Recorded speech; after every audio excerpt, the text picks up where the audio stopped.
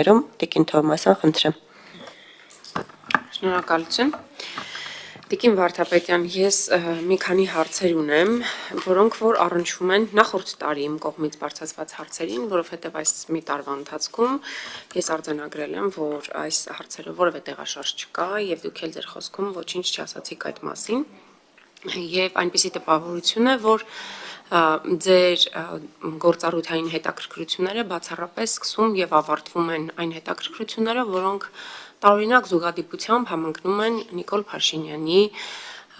քաղաքական եւ ոչ միայն քաղաքական կմահաճույքներ ենթադրող գործընթացներին։ Հիմա ես կբերեմ մի քանի օրինակներ, որպեսզի դուք համոզվեք։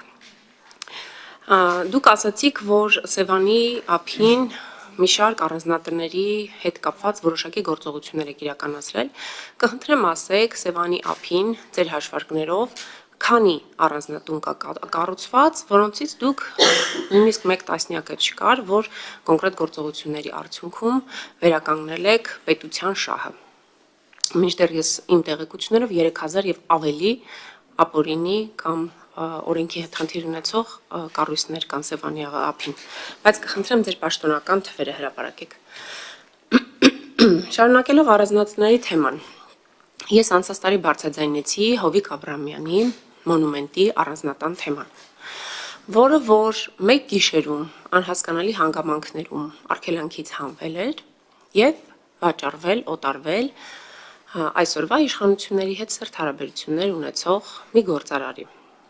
2022 թվականից այս վարույթը քննվում է։ Ես ուզում եմ հասկանալ, ինչ խոչընդոտներ կան, որ արդեն 4 տարի հնարավոր չի բացահայտել, չէ՞ որ կոնկրետ մարդիկ են ստորագրել փաստաթղթերի տակ եւ կան կոնկրետ պատասխանատուներ։ Ինչն է դժվարությունը այս գործի բացահայտման։ Երկրորդ, նույն գործարարին առնչվող Golden Palace հյուրանոցը։ Պետությունը երբ որ նվիրատվությամբ ստացավ այդ գործարարի ներողություն, այդ հյուրանոցը Պետեկամուտների կոմիտեի նախկին ղեկավարից Արմեն Ավետիսյանը նվիրաբերեց, պետությունը այն գնահատեց 15 միլիարդ 800 միլիոն դրամ։ Բայց հանկարծակի կամ չգիտեմ ինչ հանգամանքներում նույն Նարեկ Նալբանդյանը, նույն իշխանությունների սիրելի գործարարը, նույն գույքը գնեց 5 միլիարդ դրամով։ Այն էլ մարելու տարբերակով։ Ոնց է դա տեղի ունեցավ, բա այդտեղ պետական շահը չի ոտնահարվել, դուք երկար թվարկեցիք պետական շահի վերականգնման ուղղված ձեր ավարտեք, խնդրում եմ։ Ձեր բոլոր բարձրաձայնումները։ Ես քանի որ ելույթ չեմ ունենալու, ես մի քանի հարցեր ուզում եմ առաջ տանեմ եւ մի ելույթ բայց արագ, որովհետեւ արդեն 3 րոպեն է վերանում։ Եվ ուզում եմ նաեւ հետաքրքրվել Սամվել Վարդանյանի գործից, որին քաղաքացիական պայմանագիր խմբակցության падգամավորի հետ անվայելուչ պահվածքի համար իրավապահները հետապնդում էին եւ ոստիկանների հսկողության ներքո ոստիկանական մեքենայում գտնվող քաղաքացին փաստացի խոշտանգվեց ամենազզվելի եւ զազրելի ձևով եւ այդ քրեական վարույթը տեղից չի շարժվում, փորձաքննությունները անցած տարի այս ժամանակ դուք ասացիք չեք ստացել, բայց հուսամ, որ այս մի տարվա ընթացքում փորձաքննությունները ստացել եք եւ այս գործով կա որոշակի տեղաշարժ։ Մնացածը արձագանքի ժամանակ, շնորհակալ եմ։ Խնդրեմ Տիկին Վարդապետյան։ Շնորհակալություն, Տիկին Թովմասյան։ Ես կարծում եմ, որ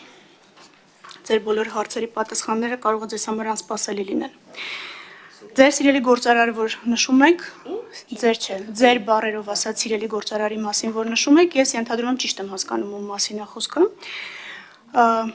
Ենթադրում եմ, որ տեղեկացված չեք ու երևի լավ է, որ տեղեկացված չեք, քրեական վարույթ է քննվում ոչ միայն ձեր կողմից նշած հանգամանքների հետ կապված, այլև մի շարք այլ արարքների հետ կապված, որոնք մեր նախնական գնահատման փողերի լվացման հատկանիշներ են պարունակում։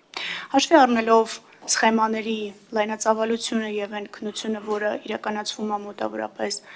մինչև մի տարի ժամկետում, դժվար է ակնկալել, որ ես այսօր գալու եմ ու պատմեի, որ մենք այդ գործը բացահայտելու ուղարկել ենք դատարան, որովհետև փողերի լվացման բազմաթիվ այլ գործեր, որոնք ես ուղարկում եմ այսօր դատարան, 7 տարվա գործեր են քննված։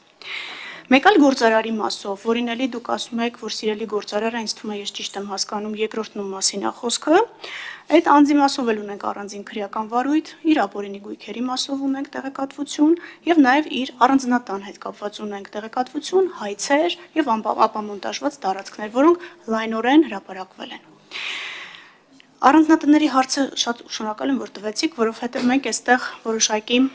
բարձրաբանման կարիք ունենք։ Երբ որ 3000 թիվը հնչում է, 3000 առանձնատուն տեսականորեն նույնիսկ դժվար է պատկերացնել Սևանի ափին 3000 առանձնատուն չի կարող լինել։ Խոսքը գնում է 3000 ապօրինի շենք շինությունների մասին, որոնցից մեծ մասը վագոն տնակներ են։ Հիմա դատախազությունը իրականացնում այս վագոն տնակների հաշվառումը։ Ինչու է դատախազությունը այդ հաշվառումն իրականացնում, որտեղ որևէ փաստաթղթում այս բոլոր կառույցները չկան նշված։ Եթե հիշում եք մեր անցած տարվա քննարկումը, Սեյրան Օհանյանի առանձնատունը կառուցապատման իրավունքով հողահատկացում էր, առանձնատունը վրան կանգնած։ Այսինքն այս պայմաններում որևէ մարմին չի կարող գրանցել սեփականության իրավունքը եւ մենք չենք կարող կադաստրից վերցնել կադաստրային ծածկագրերն ու ձեզ ասել կա 3500 հատ այս կադաստրային կոդերով ապօրինի կառույցներ, դրանք գրանցված չեն։ Մենք դրանք վեր ենք հանում ուղակի տեղատեսության արդյունքում, դրանք վեր ենք հանում մեր դատախազական գործառույթների շրջանակում եւ հերթով ապամոնտաժում ենք։ Իսկ ինչ վերաբերում է ձեր կողմից նշած թվերին, այո, դրանք փոքր թվեր են, որովհետեւ վերջին 5 ամիսն է դատախազությունը սկսել այս գործով զբաղվել։ Մենք ենթադրում ենք, որ Սևան ազգային պարկ պուակը պետք է ինքնուրույն սկսի այս գործընթացը, բայց փաստորեն կարիք կար, որպեսզի մենք սկսեց։ Կարիք կար, որպեսզի մենք միջնորդագրեր ներկայացնենք։ Ես չեմ բացառում նաև այդ առանձնատների սեփականատերերի գործոնը, որը փոքր գործոն չի, եւ այս պարագայում կարծում եմ, որ դատախազությունը 5 ամիսների ընթացքում բավականաչափ աշխատանք արել եւ այդ աշխատանքը մի օր նույնիսկ չի կանգնում։ Կարծում եմ ես ձեր հարցերին պատասխանեցի, երբ որ մենք կավարտենք վագոն տնակների եւ մնացած կիսական կառույցների հաշվարկը ձեզ անպայման կուղարկենք։ Շնորհակալություն արձագանք։ Շնորհակալություն Տիկին դատախազ, ճիշտ է, Սևանի մասով ձեր քայլերը որոշակիորեն տեսանելի են, բայց այնուամենայնիվ դուք եք արձանագրում, որ դրանք դեռ գոհացուցիչ չեն, իսկ դրանց մասին գոնե ես 8 տարի ազգային ժողովում տարբեր ամբիոններից եւ տարբեր հարթակներում խոսել եմ, ուստի ես այստեղ շատ ուղիղ շահառու եմ։ Եվ ինչ վերաբերում է երկու գործարարի անանուն հայտարարություն արեցի գործարարի մասով, ես մեկ գործարարի մասով էի ձեզանից հետաքրքրվել Նարեկ Նալբանդյանի, որի մասով հասկացա, որ կա փողերի լվացման ինչ-որ մեղադրանք։ Բայց ես չէի հետաքրքրում Նարեկ Նալբանդյանը ուրիշ ինչ հանցանք է կատարել։ Ես ձեզանից հետաքրքրում եմ կոնկրետ երկու գործի մասով։ Հովիկ Աբրամյանի տան քրեական վարույթը ինչ փուլում է, ինչ այդ ոնց տեղի ունեցավ այդ վաճառքը, որ 4 տարի չեք կարողանում բացահայտել։ Խնդրում եմ այս հարցին ուշադիր եղեք։ Եվ երկրորդը պետության կողմից 15 միլիարդ 800 միլիոն գնահատված գույքը ինչ հանգամանքներում է 5 միլիարդով վաճառվել գործարարին։ Բասա պետության վնաս չի։ Եվ եթե հնարավոր է խնդրում եմ արձագանքել նաև լրագրողների մասով վարույթներին, որովհետև Խոսքի ազատության պաշտպանության կոմիտեն հրապարակեց, որ 2025 թվականին 9 գործեր կան, որոնք որ լրագրողներին են առնչվում, բայց այդ քրեական գործերի հանգուցալուծում 2022 թվականից քննվում են ու որևէ հանգուցալուծում չկա։ Նաև կխնդրեմ հայտնի Անիֆի չարաշահումների գործի մասին խոսել, որովհետև Անիֆով մենք ունենք 25 միլիարդ դրամի չարաշահումներ եւ որևէ տեղաշարժ այդ գործով չկա եւ կարճ խնդրեմ մեզ տեղեկություն տաք Ծաղկազարդի օրը եկեղեցում երիտասարդ Դավիթին հարվածած պետական պահպանության ծառայության աշխատակիցը արդյոք հարցաքննվել է եւ բացատրել է ինչու էր հարվածում ինչ էր անում երիտասարդ այդ պահին որն է ռիսկը եւ որովհետեւ տեսանյութերում ոչինչ չի երևում բացի նրանից որ կանգնած ինչ որ գորգորում են այսինքն անհրաժեշտությունը որն էր հարվածի եւ արդյոք նա որևէ կերպ քրեական կամ որևէ պատասխանատվության ենթարկվել է, բայց մարտի 1-ի գործի մասին չհարցրեցի հարցնել 10 զոհերի հանգամանքները կամ 10 զոհերի սպանության հանգամանքների մասով 18 տարվա ընթացքում